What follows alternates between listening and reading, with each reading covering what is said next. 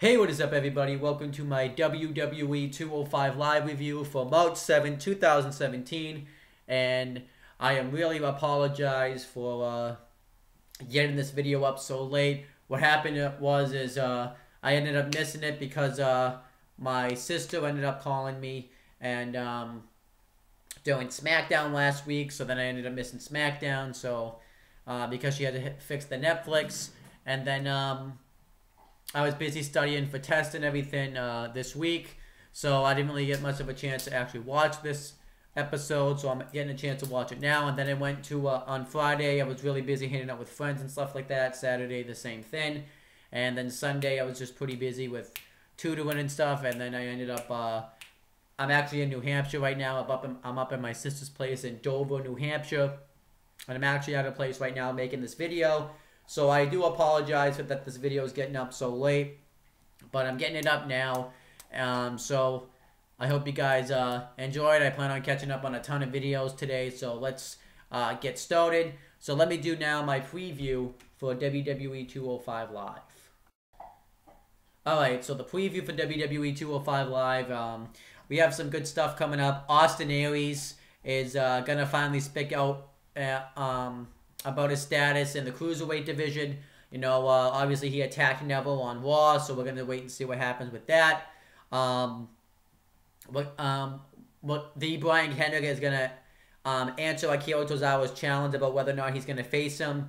And I think that's about it. Nothing really else too big, so I kind of can't wait to see this episode of 205 Live. I can't wait to watch it, so let's see what happens.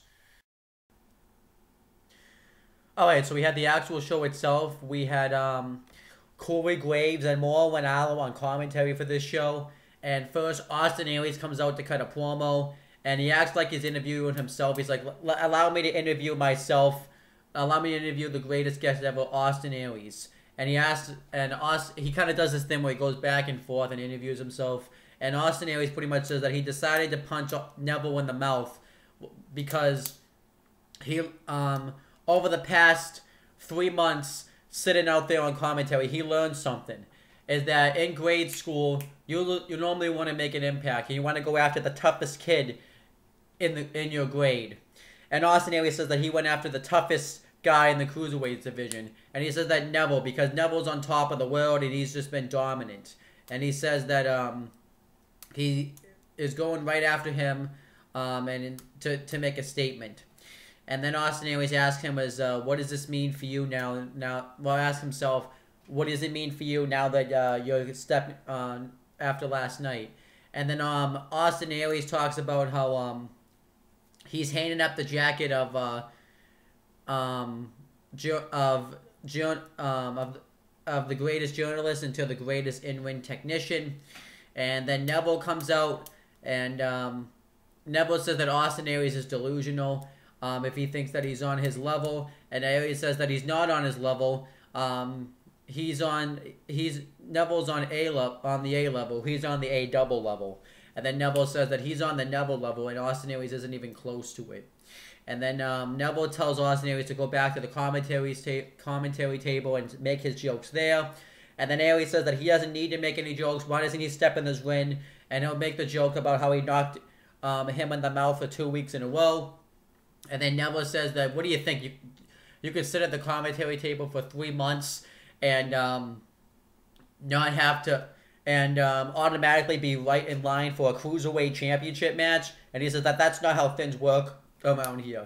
And he talks about how Austin Aries has been cracking a lot of jokes on commentary, and they've had to listen to him. And he's made a lot of enemies. So he says that he's not going to have to lift a finger to take out Austin Aries because he has people in the back that are willing to do just that. So then Neville leaves, and then Aries says, oh, you're going to speak for everybody in the locker room, huh? So pretty much he issues an open challenge for anybody in the backstage in the locker room to come face him in the ring in the main event tonight. And then that was it. I actually thought this was a really good promo segment. You had Austin Aries reestablish himself back in the Cruiserweight division. And you had you're teasing the match between Neville and Austin Aries for WrestleMania. And I think the direction they're going with is where Austin Aries is going to have to run through the entire division to finally get to Neville, to get to that Cruiserweight title at WrestleMania. And I don't really think that's a bad story. I actually kind of like that story. So overall, I thought this was pretty good stuff right here. Okay, so next, Rich Swann and Jack Gallagher are backstage, and he's teaching them how to do some hip hop dances. And then Noam Dar comes in, and he comes in and says, "Hey, by the way, do any one of you know who sent the flowers in to my Foxy baby last week?" And then Rich Swann says, "What, didn't you give them to her?" And he's like, "Oh yeah, yeah, yeah." He's like, "I just wanted to come in here and tell you that me and Ariya Daivari are gonna kick your ass in the tag team match tonight." And he's like, "And then I'm gonna watch because none of you guys are gonna get a beautiful girlfriend like Alicia Fox." And then he leaves, and then Jack Gallagher's like, "Don't mind him. She teach me how to do this hip hop thing again." And then that was it. So I think the direction they're going with is somebody is smitten for Alicia Fox, and it's probably Rich Swann. I don't know why they're going in this direction. It's a pretty lame direction, but yeah, I personally don't care for this. So this was a pretty lame backstage segment. Okay, so we had the first actual match on the show. It was a tag team match. Noam Dar and Ariya Daivari with the beautiful Alicia Fox inside. And they faced Rich Swann and Jack Gallagher. And overall, I thought this was a solid tag team match. Rich Swann dominates Daivari throughout the first half of it. He ends up hitting a kick to the head while Daivari's on the apron. And he tries to go for a Hurricanrana. I apologize. I just ate some hot Cheetos, so if I'm talking really weird and have to constantly drink something, then I apologize. But anyhow, so Rich Swann goes for a Hurricanrana, but Noam Dar holds his leg so that way he won't fall off. And Dar and Daivari pretty much get the heat on Rich Swann for a while, which I thought was good. And Ariya Daivari goes for a kick to the head. Swann ducks and hits one himself, and then he tags in Gentleman Jack Gallagher, and he gets the hot tag, and he starts going off on Daivari. He ends up being hung upside down, and he hits a kick out of the corner, covers him. Noam Dar breaks it up, and then they both try to get the heat on Jack Gallagher, but Rich Swann tags himself in, which they didn't notice. Gallagher hits the headbutt on Daivari. Swann hits a kick to the head on Noam Dar. Jack Gallagher hits the run and drop kick in the corner on Ariya Daivari, and then Rich Swann beats Noam Dar with a Phoenix Splash. So I was fine with the Swann and Gallagher winning this matchup because now it's a way for them to rebuild momentum after having a couple of big losses, fighting for the Cruiserweight Championship, kind of questioning what direction they're going to go in now. And then afterwards, somebody comes up, the same guy from the previous episode comes up with a delivery of chocolates for Alicia Fox, and Noam Dar grabs the mic and he says, "You're late. You're late, Daphne." I don't know if he really knew if that's his name or not, but I feel like he was just playing it off, and Noam Dar plays it off like he is the one that gave them to him. And Noam Dar says, "Alicia Fox, I got you these chocolates to show my love to you because no matter, you're more sweeter than any of these chocolates in the world." And then that was it. I thought it was pretty lame, kind of cheesy. And obviously I expect this to be a series of events that happens every week where Noam Dar will be in a match, and that's going to happen a lot afterwards. And I have a feeling eventually it's going to come out where Rich Swann is the one sending this stuff, and he's not sending this stuff because he has a thing for Alicia Fox. He's sending this to fuck with Noam Dar. That's the direction I expect this going. And I personally don't care for this direction. So, yeah. The match itself was good. I just didn't care about the aftermath stuff after this match. Alright, so next, the Brian Kendrick gets interviewed. And he says that he originally was just going to tell Akira Tozawa no about accepting his challenge for a match. But he said that Akira Tozawa has proven him that he's not learning because he didn't like the way that he asked him for his match, the way he just demanded a match. So he said that, so then he says that if he wants to fight Brian Kendrick, that's exactly what he's going to get. So I don't know where this is going. I expect this to be some sort of swerve later on. So let's see what happens. Okay, so next match was Akira Tozawa versus the Brian Kendrick. Well, sort of. So the Brian Kendrick comes out and he gets on the mic and he says that he's not if he says that if in this business he has been a man of his word and you are going to fight Brian Kendrick, but it's not the Brian Kendrick that you think is you're gonna fight. And he says that allow me to introduce you to a different Brian Kendrick, who technically is Brian Kendrick. It's Brian Kendrick with a Y, which does sound like the Brian Kendrick. And he says that it's a Brian Kendrick. So a Brian Kendrick comes out, and the Brian Kendrick gets on the mic and says, lesson number 6, I think he said, always read the fine print. So I actually thought this was a nice swerve. So, A. Brian Kendrick fights Akira Tozawa. Akira Tozawa pretty much squashes him and beats him with a snap German suplex. But I did like the swerve. I thought it was a nice swerve, and it's kind of a way to keep this program going. And afterwards, Akira Tozawa has a face-off with the Brian Kendrick. And the Brian Kendrick takes off through the crowd. And then that was it. Overall, I thought this was a good segment. It accomplished a lot. It actually was a nice swerve, and it continues to elevate the feud between Akira Tozawa and the Brian Kendrick. So I thought this was good.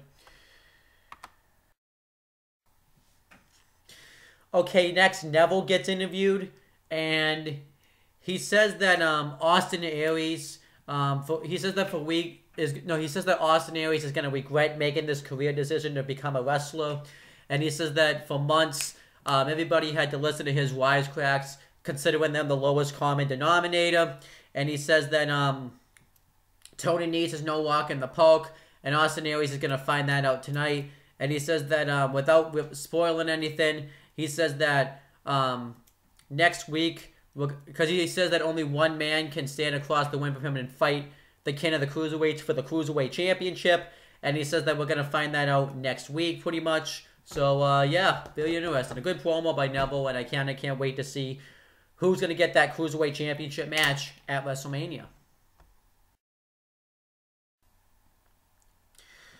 Okay, so then we had the main event. It was Austin Aries versus Tony Nese. Tony Nese ended up accepting Austin Aries' open challenge.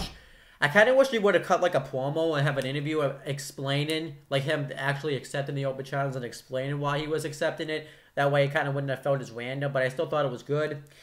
They both started chain wrestling each other. Austin Aries actually, like, there's a spot where they go towards the ropes, and Austin Aries, claps his abs, which I thought was pretty funny.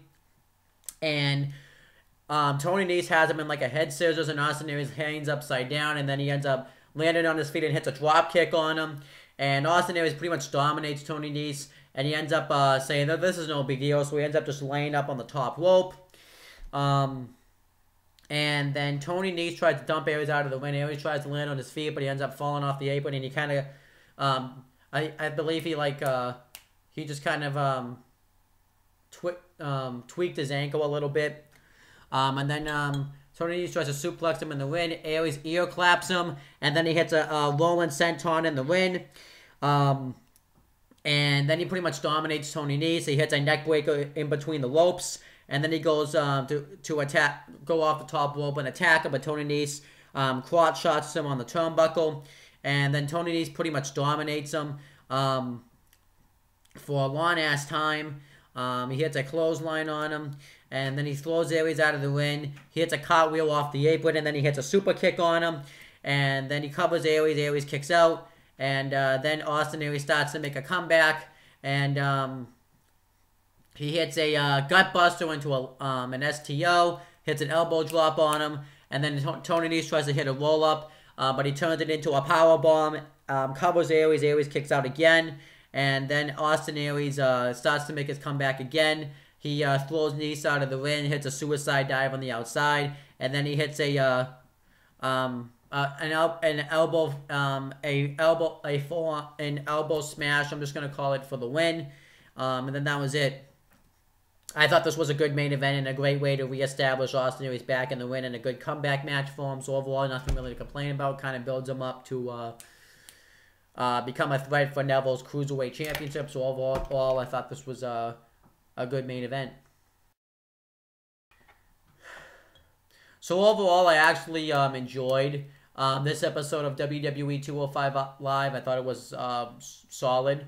I thought they did a good job of reestablishing Austin Aries and introducing him into the Cruiserweight division. I liked the Cruiserweight tag team match. I liked the segment they did with Akira Tozawa and the Brian Kendrick. And the only thing I really hated was that Noam Dar, Alicia Fox storyline. That was the only thing I hated, but everything else I thought was good. So if I had to rate this episode, I rated a 9.5 out of 10. I thought it was really good, and they accomplished a lot of things setting up to WrestleMania. And well, not really WrestleMania, but setting up some good Cruiserweight feuds, like with Neville, Austin Aries, and Akira Tozawa, the Brian Kendrick. So overall, I thought it was a really good episode of 205 Live. And that's pretty much it, guys. Make sure to subscribe to my YouTube channel, CM Brothers and No One the Talkinator. Make sure to subscribe to this channel as well. And that's pretty much it, guys. Talk to you later.